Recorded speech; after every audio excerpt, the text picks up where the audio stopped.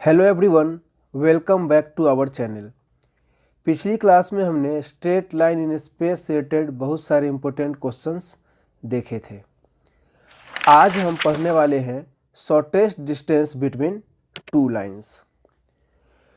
तो इस चैप्टर में हमें दो तरह के लाइंस के बारे में पढ़ने हैं, कोप्लेनर लाइंस और screw lines.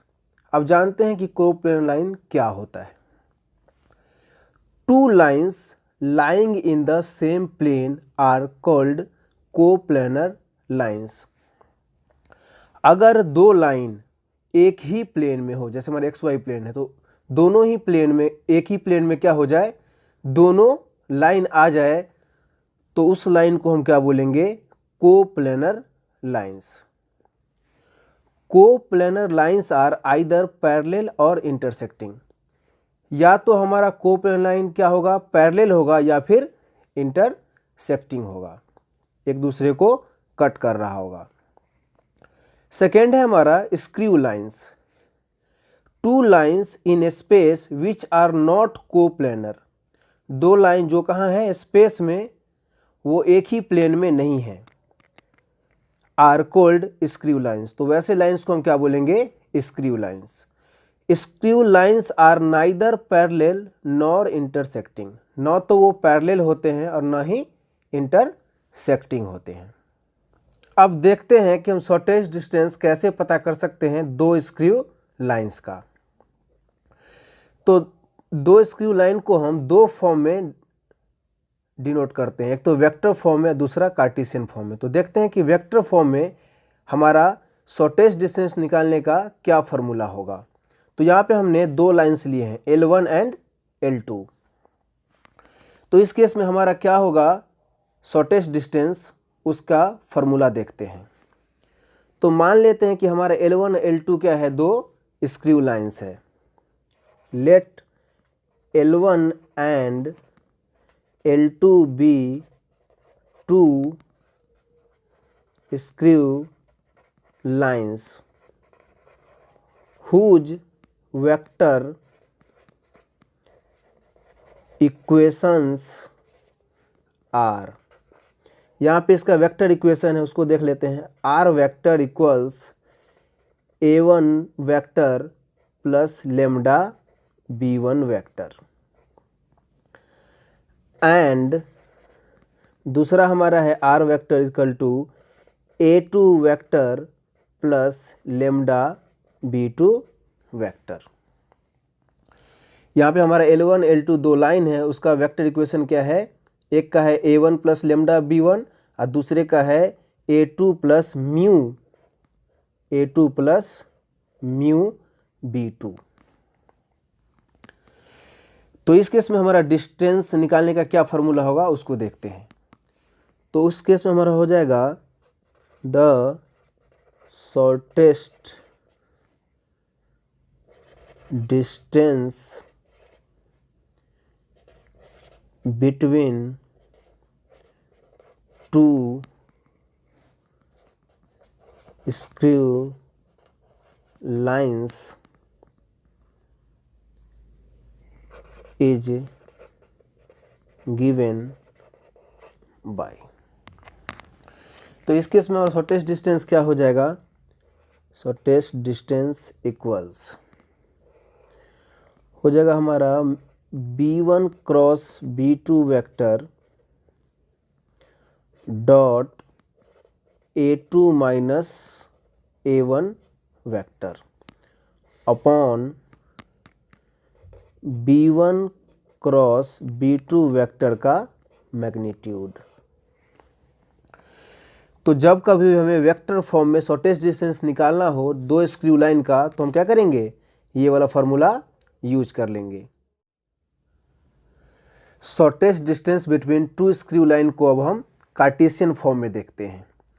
If the lines are x minus x1 upon A1 equals y minus y1 upon B1 equals z minus z1 upon C1 and x minus x2 upon A2 equals y minus y2 upon b2 equals z minus z2 upon c2। अगर यहाँ पे हमें दो Cartesian का क्या हो equation दिया हो, उस केस में हमारा जो शॉर्टेस्ट डिस्टेंस का फॉर्मूला होगा वो क्या हो जाएगा, मैग्नीट्यूड लगा देंगे डिटर्मिनेंट की तरह, और फार्मूला हमारा क्या हो जाएगा, x2 minus x1 y2 minus y1 और z2 माइनस z1। और क्या करेंगे हम डायरेक्शन रेशियो को लिख लेंगे a1 b1 c1 a1 b1 c1, फिर लिख लेंगे a2 b2 c2 a2 b2 c2, और इसे डिटर्मिनेंट की तरह क्या कर देंगे, सॉल्व कर देंगे। अपॉन में हमारा है root under b1 c2 minus b2 c1 का whole square plus c1 a2 minus c2 a1 का whole square plus a1 b2 minus a2 b1 का होल स्क्वायर। तो इस तरीके से आप कार्टेशियन फॉर्म में दो स्क्रू लाइन का शॉर्टेस्ट डिस्टेंस फाइंड आउट कर सकते हैं। तो इस फॉर्मूले को देख लीजिए किस तरीके से लिखा गया है। तो ये कैसे आया है मैं एक बार बता देता हूँ कि b1 c2 minus b2 c1 का होल स्क्वायर यहाँ पे कैसे आ गया। तो सबसे पहले आप x2 माइनस x1 के लॉन्ग देखिए, तो इस साइड को रिमूव कीजिए और इस साइड को, और यहाँ से क्या आ जाएगा हमारा b1 c2 minus b2 c1, जैसे डिटर्मिनेंट में करते हैं b1 c2, यहाँ क्या है b1 c2 क्रॉस करते हैं फिर इसके साथ तो b2 c1। वैसे हम y2 माइनस y1 के लॉन्ग करेंगे तो हमारा ये आ जाएगा, और z2 माइनस z1 के लॉन्ग करेंगे तो हमारा ये आ जाएगा। देख लीजिए z2 माइनस z1 के लॉन्ग, तो ये हमारा c1 का ये और ये लाइन को छोड़ देंगे तो क्या हमारा बचेगा a1 b1 a2 b2, तो क्रॉस मल्टीप्लाई करेंगे क्या आ जाएगा हमारा a1 b2, तो हमारा क्या है a1 b2 minus a2 b1, क्या करेंगे क्रॉस मल्टीप्लाई, इसको इससे और इसको इससे कर देंगे तो नहीं आ जाएगा हमारा a1 b2 minus a2 b1। तो इस तरीके से आप क्या कर सकते हैं, इसको याद कर सकते हैं। दूसरा ऐसे भी याद कर सकते हैं, आप ऐसे लिख सकते हैं BC माइनस BC, और यहाँ इसको लिख सकते हैं 1 2 2 1। वैसे ही हमारा है यहाँ CA माइनस CA, फिर क्या लिख लेंगे 1 2 2 1, और वैसे ही हमारा AB माइनस AB, तो आप लिख सकते हैं 1 2 2 1। ऐसे करके आप याद करने के लिए इस ट्रिक को भी यूज कर सकते हैं, तो आसानी से क्या हो जाएगा, याद हो जाएगा। वैसे ये कुछ नहीं है, बस हमारा x2 minus x1 y2 minus y1 और z2 माइनस z1 के लॉन्ग ये लिखा हुआ है हमारा डिस्टेंस का फॉर्मूला। तो इस तरीके से आप क्या कर सकते हैं, इस फॉर्मूले को याद कर सकते हैं। फिर जब हम क्वेश्चन देखेंगे तो और आपको क्लियर हो जाएगा कि कैसे फाइंड आउट करेंगे। और आपको तो पता ही हमारा a1 b1 c1 का है हमारा फर्स्ट का डायरेक्शन रेशियो है, और a2 b2 c2 हमारा सेकेंड इक्वेशन जो कार्टेशियन फॉर्म का है उसका डायरेक्शन रेशियो है। नोट के तौर पे एक बात याद रख लीजिएगा, when two lines intersects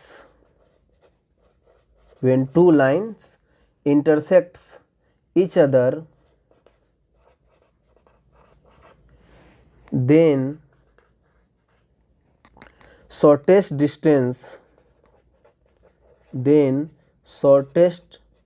distance between them is 0।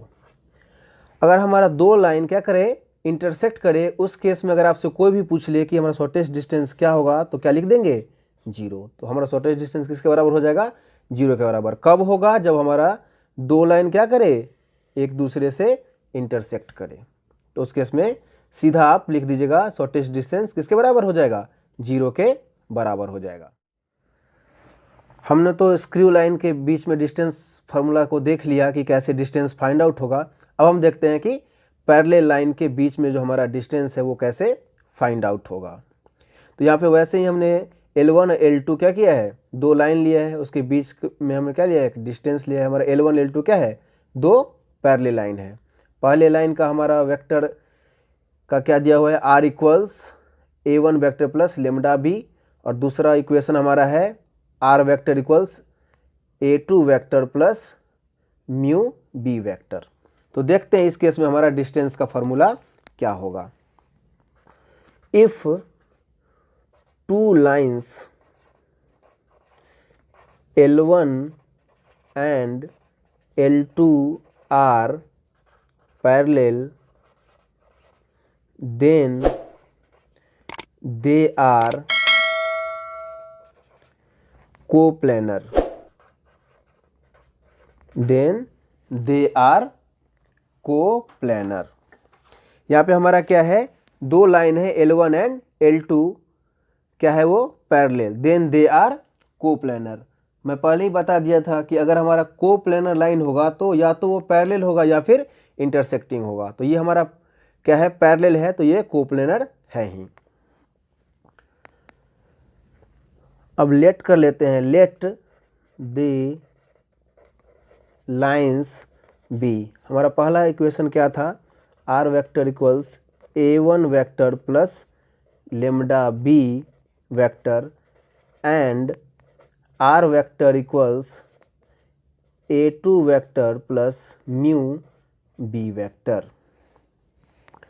Then the distance between